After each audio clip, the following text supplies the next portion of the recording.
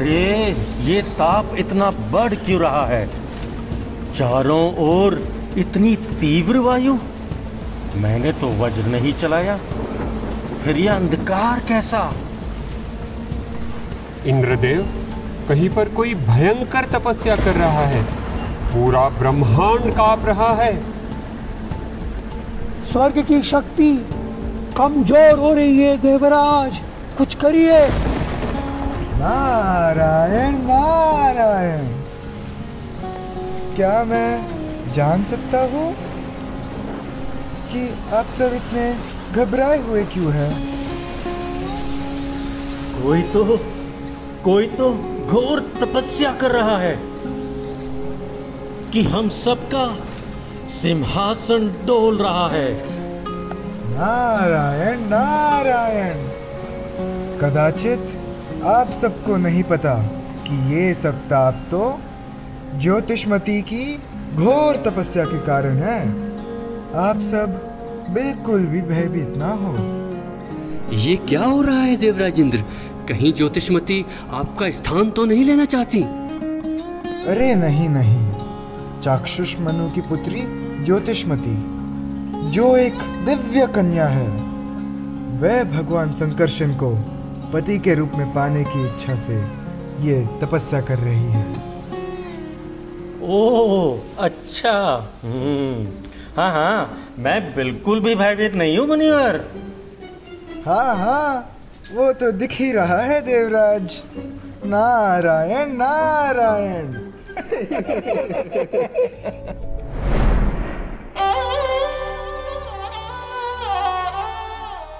पुत्री ज्योतिषमती, मुझे अब तुम्हारे विवाह की बहुत चिंता हो रही है।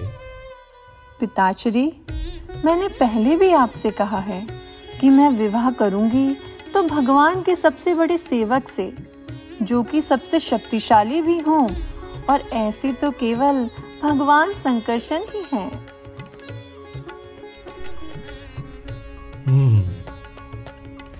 इसका समाधान कदाचित ब्रह्मदेव के पास ही मिलेगा। चलो ब्रह्मलोक प्रस्थान करते हैं।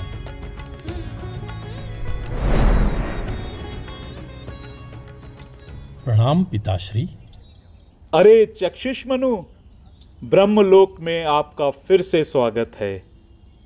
ज्योतिषमती भी आई है। आओ आओ, कहो क्या जिज्ञासा लेकर आए हो? पितामह ब्रह्मदेव को मेरा प्रणाम। मैं जानती हूँ कि भगवान संकर्षण तक पहुँचना बहुत कठिन है, परंतु ऐसा कोई तो उपाय होगा जिससे मैं उन तक पहुँच सकूं। भगवान संकर्षण तक जाना उतना सहज नहीं है जितना तुम समझ रही हो। इसके लिए जन्मों जन्मों तक तपस्या करनी होगी।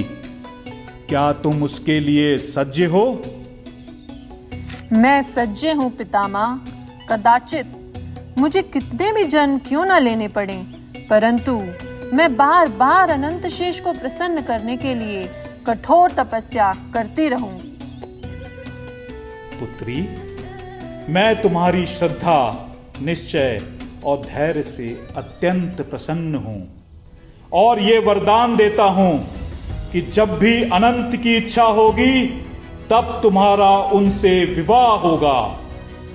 तब तक तुम यहीं ब्रह्मलोक में निवास करो। जैसी आपकी आज्ञा पितामह। समय का चक्र चलता गया और द्वापर युग के अंत में भगवान श्री कृष्ण के साथ प्रभु संकर्षण बलराम के रूप में प्रकट हुए। नंदगांव में चारों ओर हर्षोल्लास और उत्सव का वातावरण था।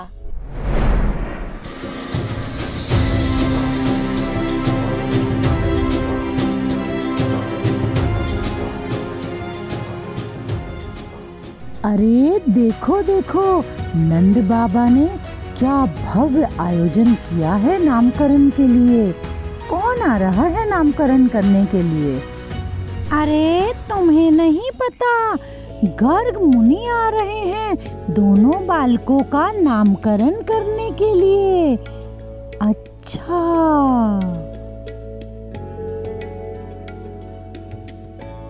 प्रणाम मुनिवर। आइए, आपका स्वागत है। आइए, विराजिए। यशस्वी भव, आयुष्मान भव पुत्र। यशोदा, भाभी, लाइए। मुनिवर, इन दोनों बालकों को अपना आशीर्वाद दीजिए।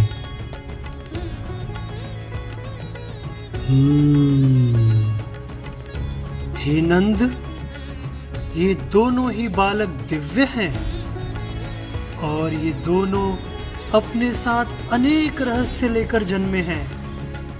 इन दोनों का बहुत ध्यान रखना। ये बालक जो गोरा है ये राम कहलाएगा और बलशाली होने के कारण बलराम के नाम से विख्यात होगा।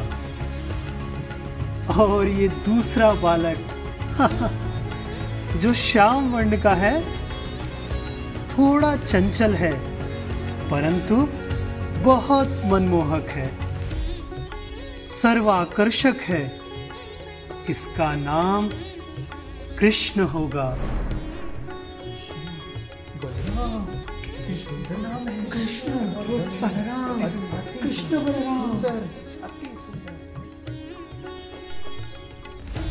धन्यवाद मुनिवर। दोनों बालक आपका आशीर्वाद पाकर धन्य हुए। कृपया इनके भविष्य पर भी प्रकाश डालें। ये दोनों बालक भविष्य में संसार को धर्म का मार्ग दिखलाएंगे, एक बल से और दूसरा प्रेम से। बधाई हो, बधाई हो, बधाई हो। और अब व्रज की उस पावन भूमि पर कान्हा और बलराम की नटखट लीलाएं शुरू हुई।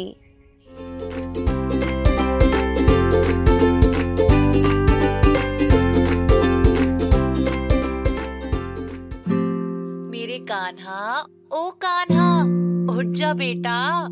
ओ कृष्ण कन्हैया बांके बिहारी न जायो यशोदा मैया, गोकुल के ग्वालों के संग में वन कृष्ण चरावे गैया। अरे मीठी मीठी मुरली बाजे फीकी लागे पपीहा, मैया को लाड लो कृष्ण कन्हैया खेले नीम की छैया।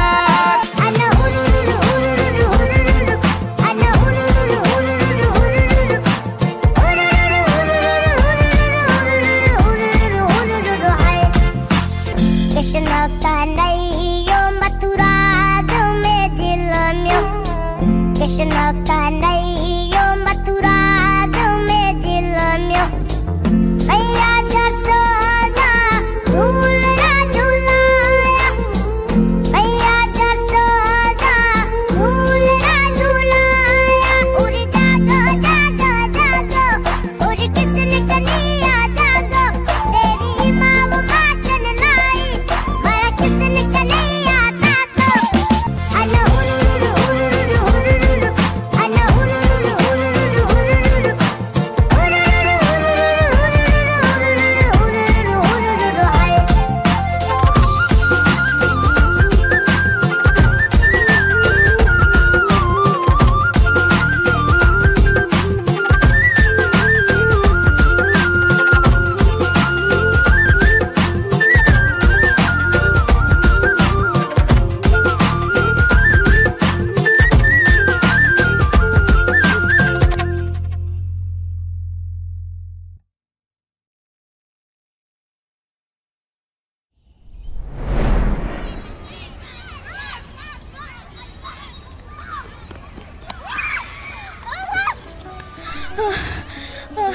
दाऊ भैया, देखा आज भी मैं सबसे तेज दौड़ा।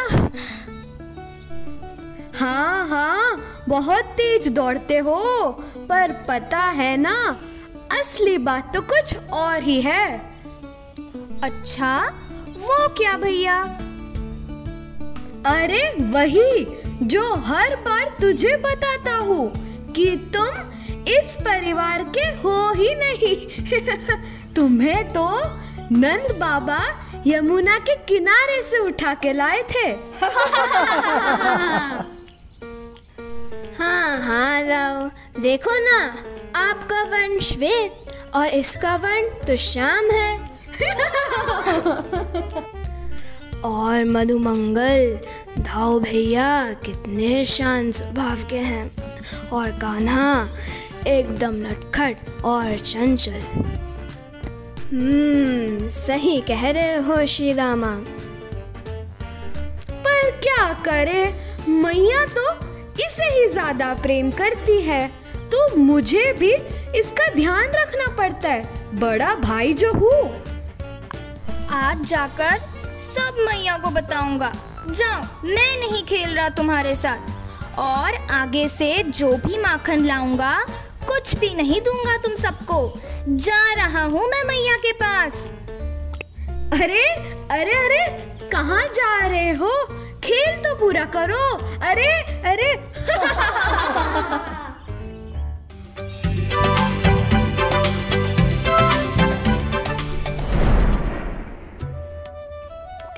मैया, अरे ओ मैया, देखो ना, दाऊ मुझे फिर से चिढ़ा रहे हैं। अरे किसने चिढ़ाया मेरे लाला को? बलदेव, तूने फिर से परेशान किया मेरे कान्हा को। अरे अरे नहीं मैया, मैंने तो केवल सत्य कहा, बताया कि ये हमारे परिवार से कितना अलग है। मैया देखो ना, फिर से। अरे लाला, तू तो मेरे हृदय का टुकड़ा है रे, मेरी हर श्वास में तू ही तो है। आजा, मैं तुझे ताजा ताजा माखन खिलाती हूँ। और बलराम, तू बड़ा है ना, चल जल्दी से मेरे कान्हा के लिए पके हुए आम तोड़ कर ला। हाँ मैया, लाता हूँ। वैसे भी कान्हा तो इतना छोटा है कि इसके हाथ तो जाएंगे ही नहीं, तो मुझे ही लाना पड़ेगा। मैया देखो ना, बहुत ऊंचे हो रहे हो ना दाऊ। देखना, एक दिन कोई तुमसे भी ऊंचा आएगा, तब बताऊंगा तुम्हें।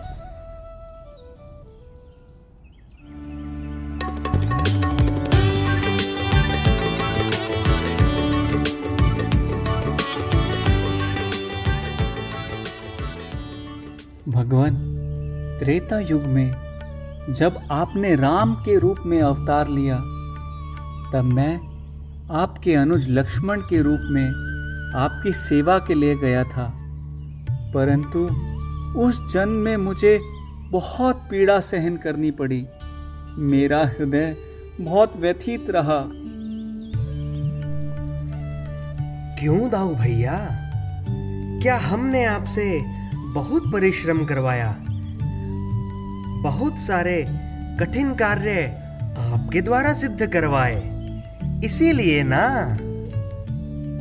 नहीं प्रभु, नहीं, ऐसा मत कहिए प्रभु। मैं तो आपका चिर सेवक हूं। कठिन कार्य और परिश्रम से मेरा हृदय व्यथित नहीं हो सकता। तो फिर क्या कारण था आपकी व्यथा का? मर्यादा का पालन करते समय मैं आपको कई बातों से रोक ना सका।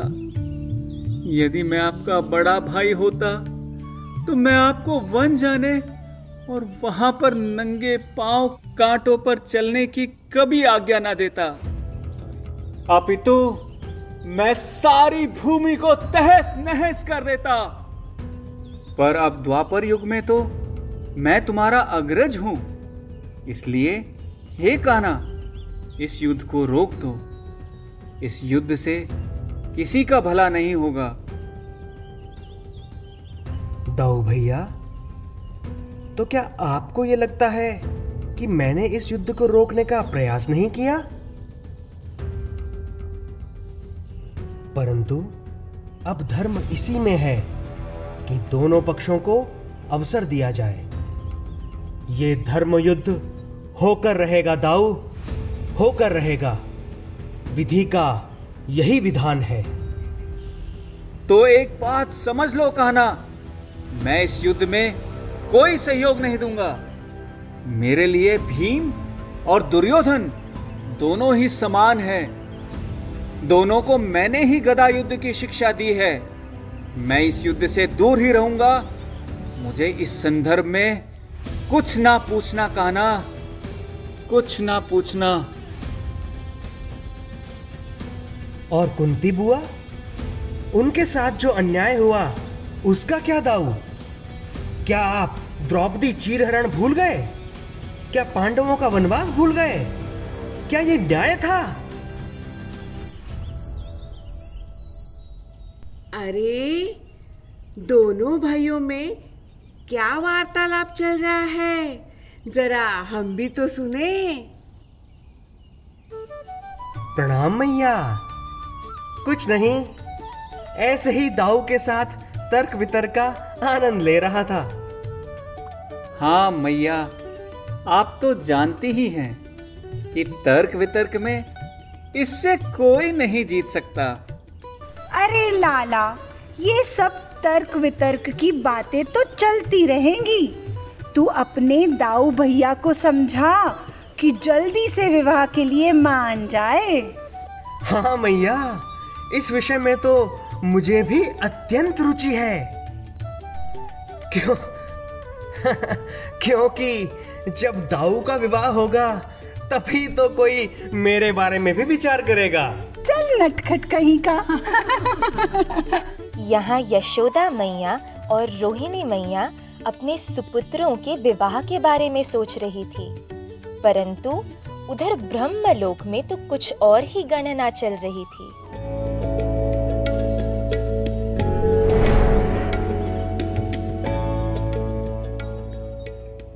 पुत्री, बहुत सारे राजाओं की सूची देखने के बाद मैं इस निष्कर्ष पर आया हूं कि इनमें कोई भी तुम्हारे योग्य नहीं है। इसलिए हम दोनों ब्रह्मा जी के पास चलते हैं। वही तुम्हारे लिए सुयोग्य वर ढूंढेंगे।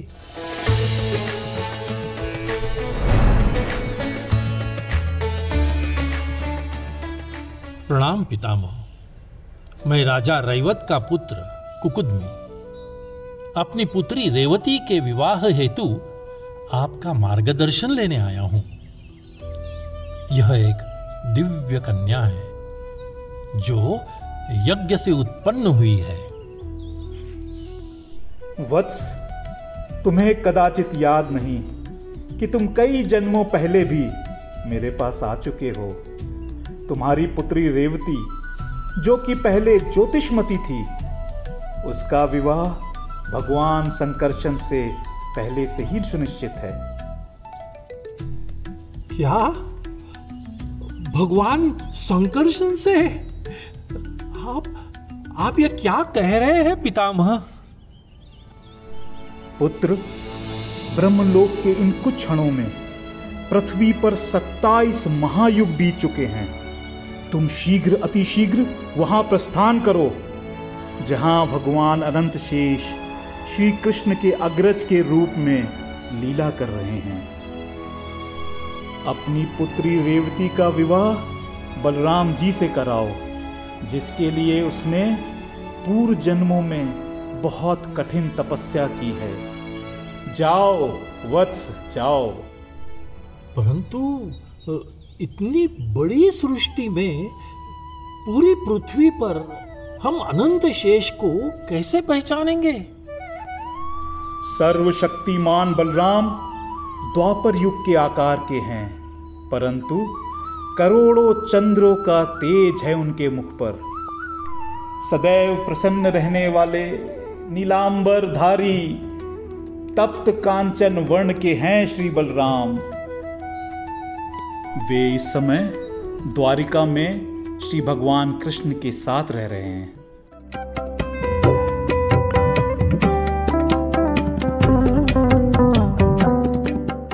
ओम बलरामाय नमः, शेषावताराय नमः, सर्वशक्ति स्वरूपिणे बलरामाय नमः। जगन्नाथाय नमो नमः।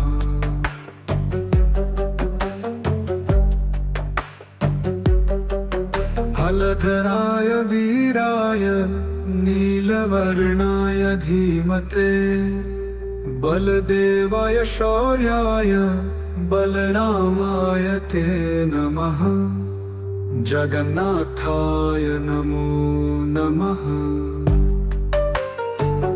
हलधराय वीराय नीलवर्णाय धीमते बलदेवाय शौर्याय बलरामाय ते नमः। महायोगेश्वराय सर्वसम्पत्स्वरूपिणे सर्वविघ्ननाशिन्यै बलरामाय नमः। ॐ बलरामाय नमः। शेषावताराय नमः। सर्वशक्तिस्वरूपिणे बलरामाय नमः। जगन्नाथाय नमो नमः।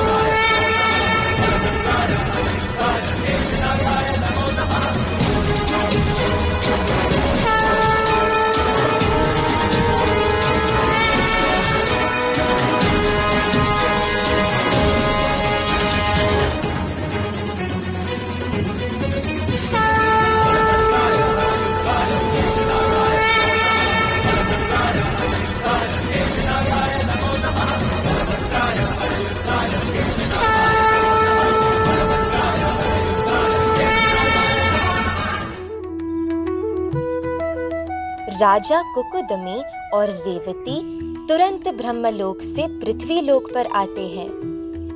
सुबह का समय था। श्री कृष्ण और बलराम द्वारिका के रमणीय उपवन में विहार कर रहे थे। महाराज कुकुदमी और माता रेवती आते हैं। उनका शरीर बहुत विशाल था क्योंकि वे सतयुग से द्वापर युग तक जीवित थे।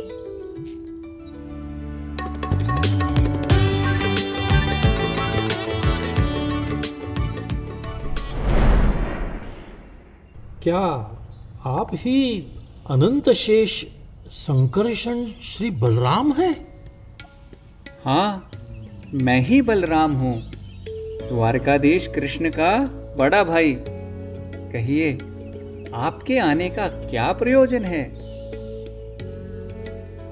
मैं कुकुदमी, राजा रेवत का पुत्र, ब्रह्मदेव की आज्ञा से अपनी पुत्री रेवती का विवाह आपसे करवाने आया हूं। सतयुग से होने के कारण मेरा शरीर विशाल है। ये पृथ्वी मेरा भार और अधिक समय तक वहन नहीं कर पाएगी। इसलिए आपसे विनती है, आप मेरी पुत्री को स्वीकार करें। हाँ हाँ, स्वीकार है, स्वीकार है। राजा रेवत की पौत्री रेवती हमें अपनी भाभी श्री के रूप में स्वीकार है। कान्हा, आपका बहुत बहुत धन्यवाद प्रभु। अपनी पुत्री को मैं आपको अर्पण करता हूं। आपसे विनती है, यदि इससे कोई गलती हो जाए तो इसे क्षमा कर दीजिए। पुत्री, अपने पति की हर आज्ञा का पालन करना, उन्हें सदैव प्रसन्न रखना और उनकी सदैव सेवा करना। कन्यादान में मैं आपको क्या दे सकता हूं प्रभु बलराम? आप तो स्वयं अनंत शेष हैं। कृपया मेरी पुत्री को स्वीकार करें और मुझे यहां से प्रस्थान करने की आज्ञा दे।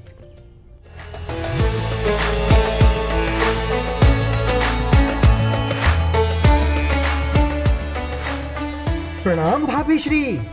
द्वारिका नगरी में आपका स्वागत है। मैं आपका देवर।